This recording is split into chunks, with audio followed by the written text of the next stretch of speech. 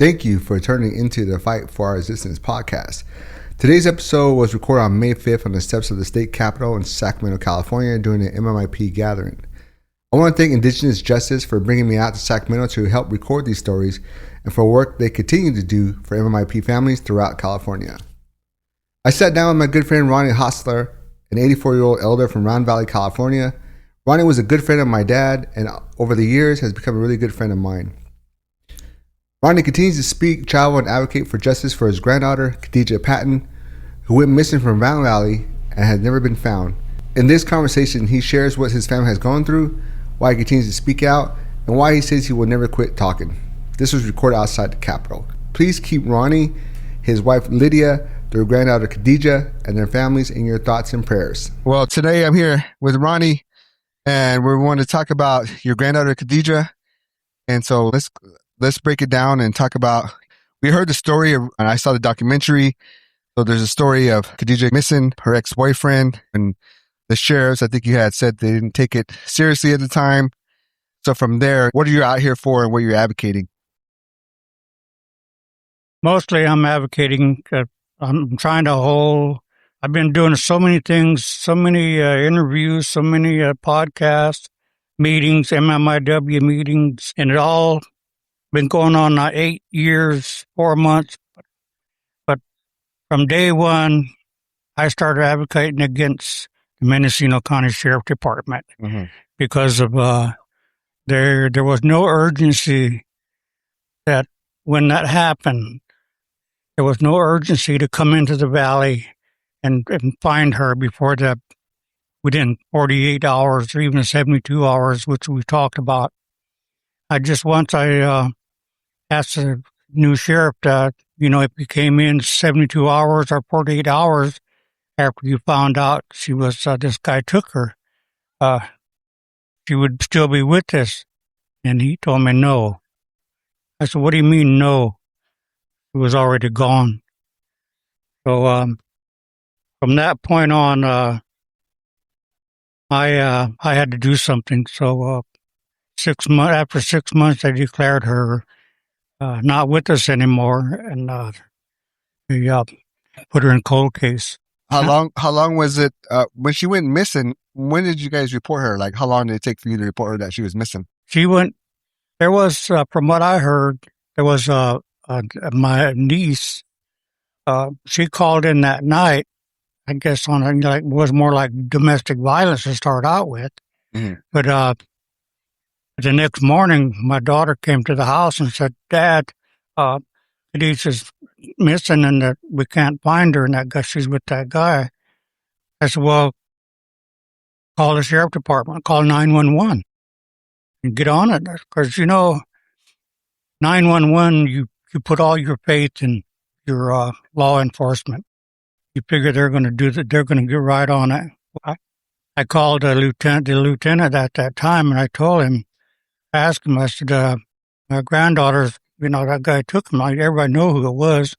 What are you going to go up there and look for her? He said, well, let me check. So he checked and he said, she's not in the system.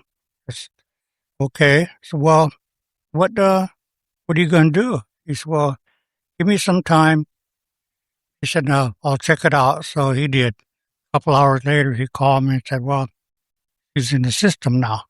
I said, what are you going to do? He said, well, this guy, this head lieutenant at that time at one time was a tribal chairman at Round Valley Reservation.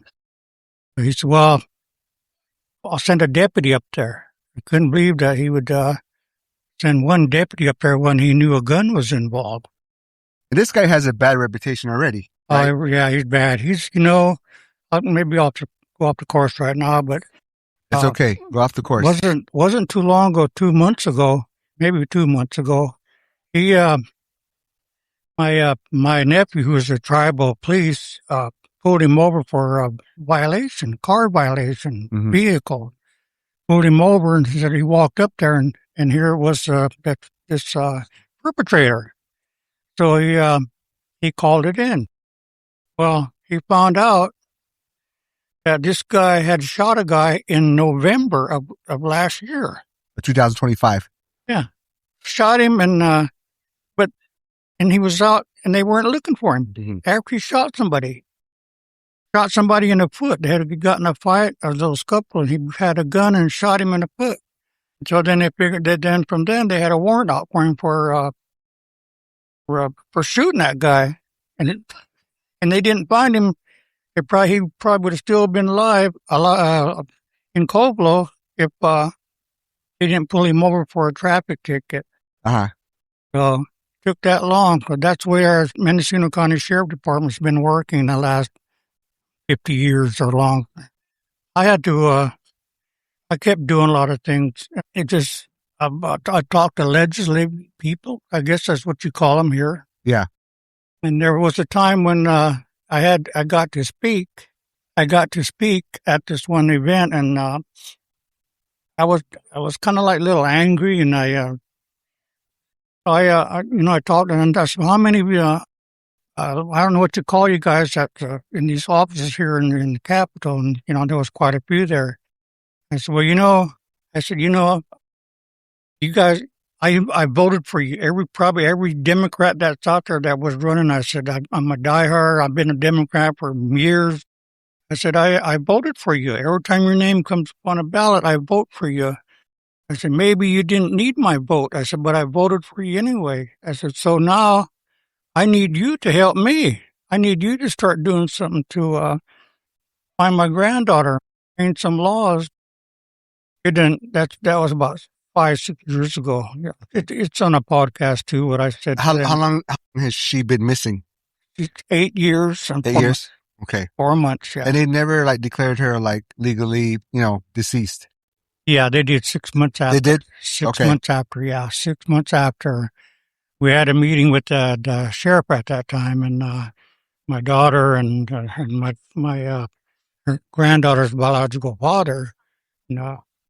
Well, when they said that, my daughter jumped up, took off outside. She didn't want to hear it, and then her dad took off, and he has no issue in this case, whatever. Mm-hmm. Yeah. Did Khadijah have any kids? No, she was 23 years old at that time, and no, she's she was. We took her a couple of years. She stayed with us because her mom was in a bad situation with her father. In fact, it was domestic violence even start out with. That's another thing that was 2 weeks. I think it was about 2 weeks before she went missing.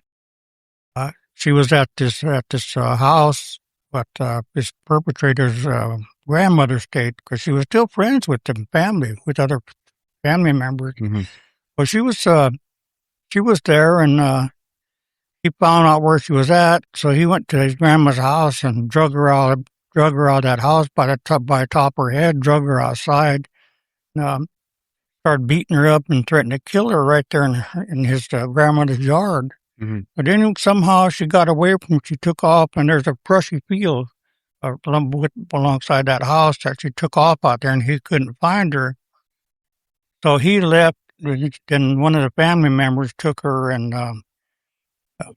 took her. But then they called, the deputy showed up, and she wrote a statement. She told him everything that he'd done to her, how many times he threatened to kill her, and he kicked her, and then he had some kind of metal object, and he hit her in the head with it. And we had pictures of her. Mm-hmm. So does the sheriff department.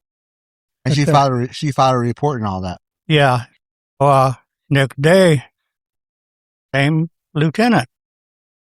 I asked him, I said, oh, did you arrest that guy for doing that to her? He said, well, we can't do nothing because she changed her story. So there's nothing we can do. So 2 months was 2 months after they did, 2 weeks before they went up there to find him. There was another situation at that house. Now, there was a lot of other things there that there was the sheriff officer that they called him a disgruntled ex-employee. Okay. Yeah, well, he came out and he did a lot of talking about the sheriff department to me. he had a lot of different stories. He was kind of he was kind of like an officer. He was trying to talk about what he thought might have happened. Okay. Yeah. So that's what everybody was going by. But 2 years ago, this guy was one of the witnesses at that house that she was taken out of the house. So he was telling me, he said, I need to tell you something. And in fact, the whole thing was that we're all related. We're all cousins. Yeah. So he said, I tried to give a statement that night when they did come and talk to the guy that owned the house there, which is another cousin. He said, the guy, the detective told me to get back out of the way. I already got a statement. He told me, he said that night, he said, we went hunting. He said, we got back hunting. We got this special place what we call Big Bend. We got back from Big Bend hunting, and he said, we were pretty wore out. So he said, me and my cousin, he said, we sat down there and we was relaxing. He said, pretty soon this car drove up, and these people jumped out of the car and come in with a lot of whiskey and stuff, and they wanted to party. And at that time, it was my granddaughter, Khadijah. It was 2 other boys, one from Coyote Valley, one from Point Arena, and Niji. He said, and Khadijah.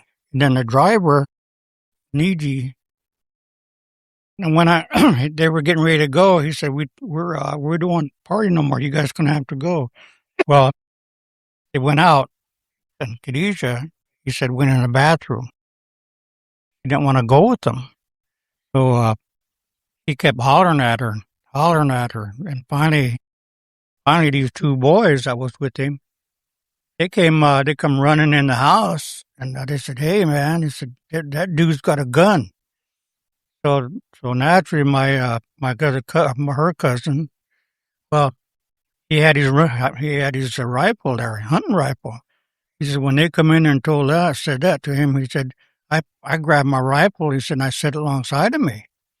He said, well, he come in and had that pistol. Well, one of the boys there that had the house, he described that, when he wrote a statement, he described that pistol to the sheriff, told him what it was, what it looked like, and everything. Yeah. So, and the same thing, it was one deputy. The next day, he recanted. And from what that sheriff told me was that he had to recant because the perpetrator and 2 or 3 friends, buddies, threatened him. And they know that. This is what the sheriff told me. He said he was threatened by these people. So he recanted. So then nothing could be done. So, but anyway, it was like from February 7th and 8th and all that through there. On the 19th of February, they had a friend, I heard to the grapevine, that a family of his called tribal police and told them where he was at. He was down at a little house down next to the creek. Tribal police went down there and they found him. He had his associates with him. Well, they couldn't do nothing because our tribal police is actually not authorized to do anything except walk around and look pretty. Yeah. So they had to wait till the sheriff come in. So the sheriff department came in and took him. But then it was nothing to do with what he'd done to Khadijah. No. Nothing. They got him for violation. So where is he at right now? Right now, he's sitting in Mendocino County Jail, and they won't tell us any dates or anything so that we could go, and see what we can do with him. Mm-hmm. So he's sitting there for shooting that guy in the foot. Oh my! Yeah, and he would never say what happened to her. Yeah, which means he knows what happened to her. He knows what's happened to her. Yeah. So it was on the 19th of February when they picked him up. They took him in for violation. Nothing to do with Khadijah. even though that deputy said it was, but it wasn't. So, then they called us again. Then they called, I knew this deputy for the sheriff for a long time. I watched him grow up. But he, that's what we're going to have dates. He's going to go on trial for, they're going to charge him for domestic violence. Yeah. After, the lead, detective at that time said she changed her story and there's nothing they could do. Yeah. So they didn't do nothing. But then they decided to get him for domestic violence. What we had said in the first place. Yeah. And I told him, I said, if you guys would have done that from day one, she would still be with us. Yeah. But anyway, they charged him for domestic violence. So the funny thing is that the first day of his court, they were afraid that we were going to do something to him. So they put him in a separate room on screen while we were sitting in the courtroom. They were afraid that we were going to do something to him. That sounds silly. Yeah. So then they did decide. I think it was the second meeting. They found out that we weren't going to do nothing, so they brought him in the court. And the deputy got up there and read that statement they read that statement. And I can still see that deputy reading that statement and staring down at him. Yeah. So we did that about maybe a month. Once a week would go down there. A couple of times we went, something happened. But then about the fifth or sixth time, the DA come in. The DA's a piece of cake too, Esther. He came in and called my daughter, said, "Can talk to you outside." Yeah, and I told my wife, I said, "They're going to release him." Mm-hmm. He said, "Okay." So she went on. She come back crying. I said, "Well, I know, babe. I know what they're going to do." So he got up there and said that they're going to release him because Khadijah wasn't there to testify. Oh, wow. Yeah, she wasn't there to testify, so they had to. So they did. They released him. And the next thing I found out, by the same disgruntled deputy, they had to more like escort him back to Copeland, make sure that he got home safe. Why are they treating him like some kind of celebrity? Yeah. Yeah. So he got back home safe. I didn't bother him. Nobody else ever bothered him. But so but he's in jail now, and there's so many people there that know what happened to her. They know where she's at. But it's Matt, I like Matt. Matt's a good friend of mine, and I knew him. He was same classmate with my daughter and my son. Yes. But he's quit talking to me now. It's been a year now since he's called me. But yeah, he's I don't know what they're going to do with him. Well, hopefully they keep him locked up for sure. Yeah. I don't know if he's ever going to tell you where Khadijah is, but it happens in all the reservations that somebody knows where that person's at, and and somebody's not talking. Probably a bunch of people not talking. Yeah, but there's always somebody in the community that knows what happened, that needs to step up. And there's a lot of them there. And he always called me and asked me what more you want me to do. I said, okay, this is what I want. I said, there's one guy, his sidekick. I said, he knows he's there, but needs you from day one. And I said, he knows where she's at. He knows everything. He said, well, what'd you do? And I said, immunity. He's been in and out of prison for the last 40 years. This guy here, he killed my cousin, Rupert Duncan. Kicked him to death, but he's been in and out of for parole violation. I said, he knows. I said, for him, immunity if he would just tell us where Khadijah is. And whatever happens after that, it's up to. Yeah. He said, he said, I'm not going to break the law to, and he stopped. I said, okay, Matt. I said, you're not going to break the law to solve Khadijah's case. Yeah. And you're not asking to, yeah, extreme. You're asking more of a lawyer to lawyer thing, some kind of deal, with a DA or something like that. Yeah. You're not asking to him to trick him or to say anything. You know what I mean? But it's like that on every reservation. Like everybody knows that person's bad. That house is a bad house, and nothing ever really happens to that person or that house. Yeah, that's the way it is there. And he told him, and he's got this story. He said, well, somebody's going to confess. Somebody's going to tell us what happened. He said, it took me 14 years to solve this one case. I said, Matt. You're 84 years old. You know how old I am? Yeah. I don't have 14 years. Yeah. I don't have, time's not on my side. Well, but he just don't talk to me no more, and I don't hurt my feeling. Yeah. Yeah. Is that the guy? That's probably not the guy on the documentary. Huh? The guy on the documentary that was the Covelo police or police around Valley? Yeah. Yeah. Okay. Yeah. He's, I spoke last week, Saturday in Ukiah, and I talked more about the sheriff department and the people that, you ask the people that voted the elections, that voted for him. You vote for this guy. He's an elected official. You got to hold them accountable.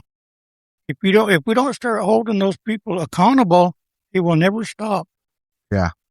And that's how important voting is. I mean, people think, you're voting for the president, but you're also voting for your local sheriffs, your judge, your state senator, your legislator. So that is very important to vote and also to hold them accountable. Well, that's what I told you when I did that down here. Maybe you did or didn't need my vote, but I gave it to you anyway. So, now I need something from you. Yeah.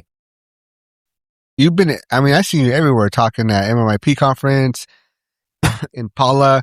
I see you at conference and here and at Hard Rock, and you're out here to every event and, just pushing, mostly the sheriffs, right? To do something. Yeah. Yep. Okay. Well, hopefully, Ronnie, man, we get some answers and, we find Khadijah. I know as natives and as Pomos, it's very hard to having something that's closure, that it's going to, be with us forever until there's closure. And I hopefully, something comes along and we can find where Khadijah is at. Yeah, I'm always hoping that one of these events, somebody's going to step up and help me too. Yeah. But, there's one time this person was going to help me. She wrote a documentary on a murder out in what we call Alder Points. And she's pretty well known, got a book and everything, and I think there was a movie about her. Well, she was in Eureka. So they told me, get a hold of her. So I did. I called her, talked to her, told her what was happening. She said, I could hear you. I could help you. She said, I said, well, how much will it cost me? She said, could you do a $10,000 retainer? I said, I'm pretty sure I can do a lot of sales and a lot of stuff to get that. Yeah, people will donate, yeah. She said, where are you? I said, the Round Valley Indian Reservation. You're going to need a lot more money than $10,000. Wow. Yeah. Yeah. How is Round Valley today? I mean, I used to be out there before, but the violence, domestic violence, and a lot of things go on. It's the same thing on all reservations. It didn't really, it's always been bad on Valley. I think it was like 20 years, 25 years, or some, maybe longer. We had a deputy that was killed there.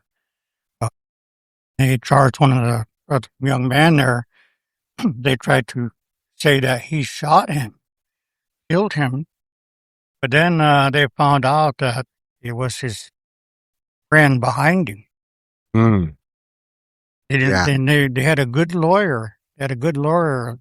No old timer.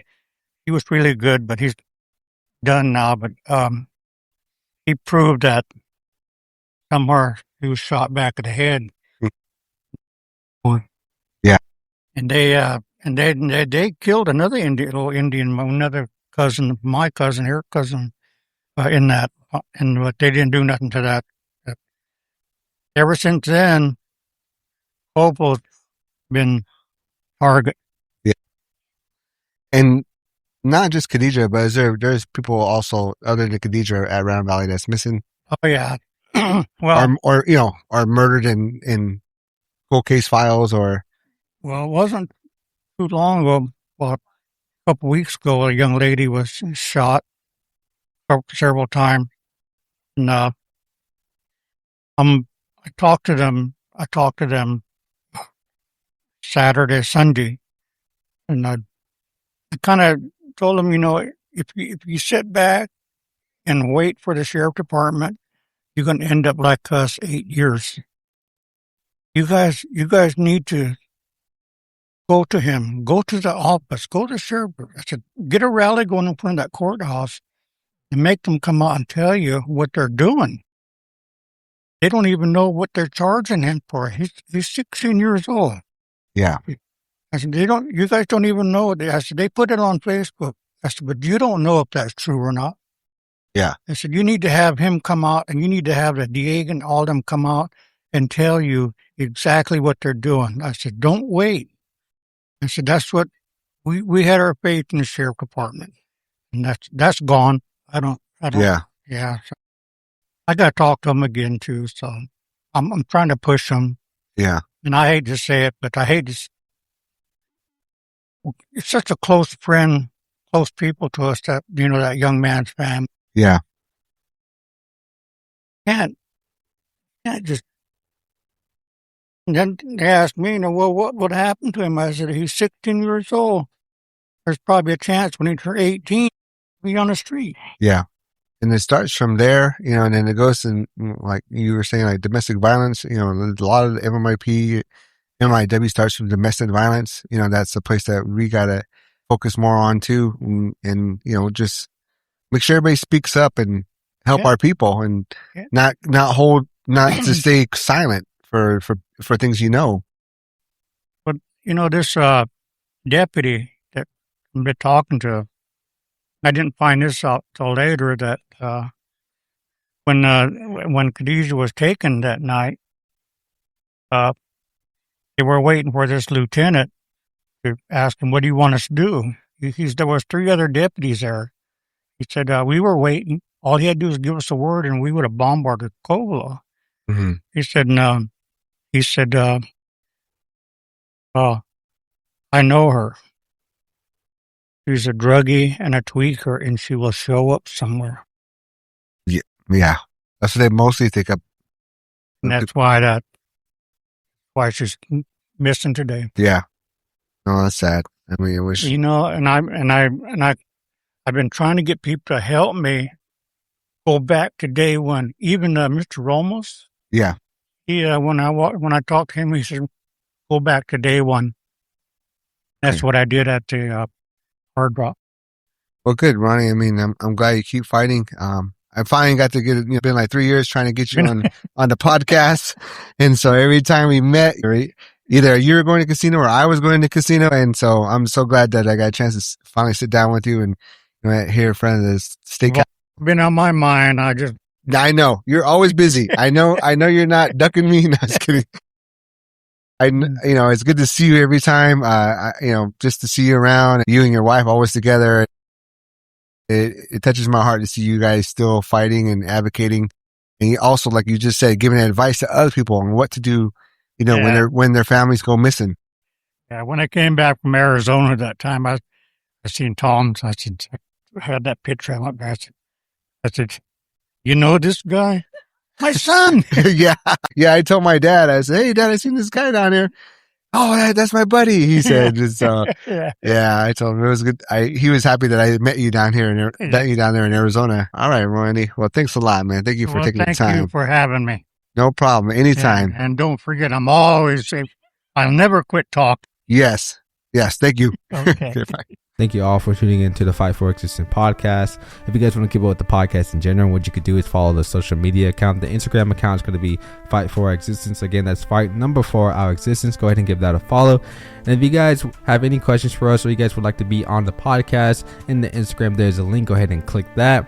No matter what kind of platform you guys are listening to this podcast on, there's always that plus or that follow button. So go ahead and click that so you guys can get notifications when we upload our next episode. And if you guys are listening on Spotify, what you can do is go ahead and rate the show. And if you guys are only listening on Apple Podcasts, what you can also do is write a review for the show. Thank you all for tuning in to the Fight for Existence podcast, and we will talk to you next time.